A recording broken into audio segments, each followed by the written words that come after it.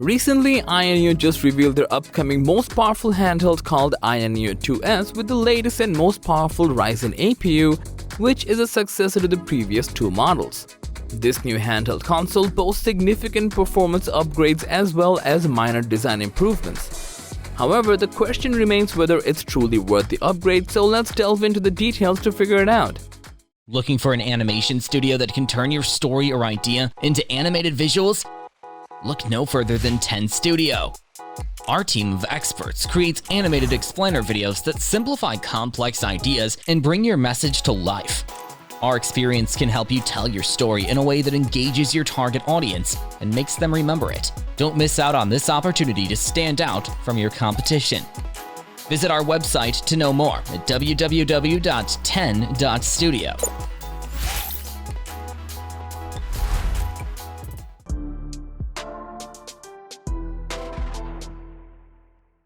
Primarily, two things have been changed in the new 2S model. The first one is the reborn Phoenix processor, which is the Ryzen 7 7840U APU with a maximum frequency of 5.10 GHz. Based on Zen 4 architecture, this new chip offers a substantial leap in performance compared to its predecessor, the Ryzen 7 6800U APU in the Ayaneo 2. According to the officials, this new 4nm process on the 7840U delivers a 40% performance increase compared to the Ayaneo 2 6nm process power. On top of that, you can play games up to 30W TDP, which definitely makes a huge difference when it comes to handheld gaming. So, as a result, we can expect up to a 5 to 15% performance bump on the new 2S compared to the previous version. Games like Cyberpunk 2077 run about 70+ FPS at 800p lower settings, whereas the original 2 model delivers around 60 FPS on the same settings.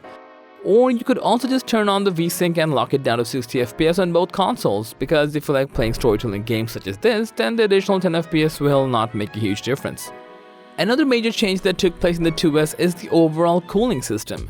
According to a YouTuber called Taki Udon, with added cooling efficiency, this new version has achieved 10 degrees Celsius improved thermal performance, and yes, we do believe that the new cooling system has much more air flowing potential.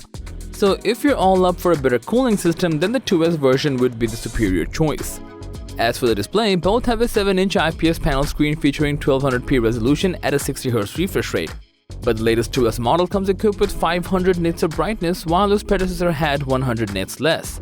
So games on the 2S version look sharper and more vibrant.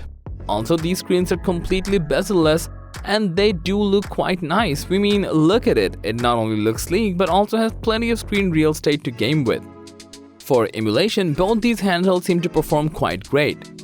For example, if you look into the PPSS-PP emulator for PSP emulation, ETA Prime showed that the 2S could easily pull games such as Ghost of Sparta at around 30 watts with the upscaling on. The Ayaneo 2, on the other hand, draws about 12.5 watts of power using the same emulation and games, so performance differences in emulated games are hardly noticeable.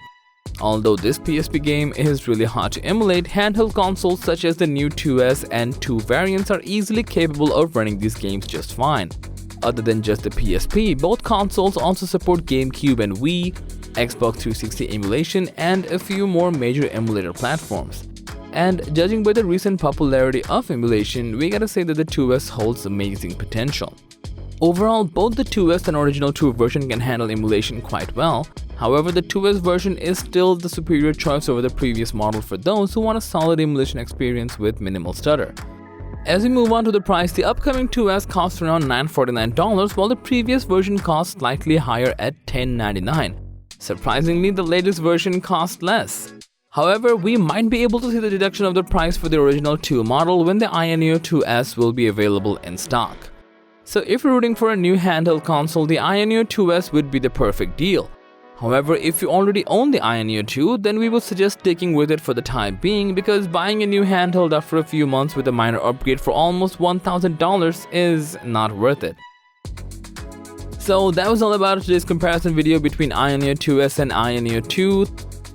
Thanks for watching.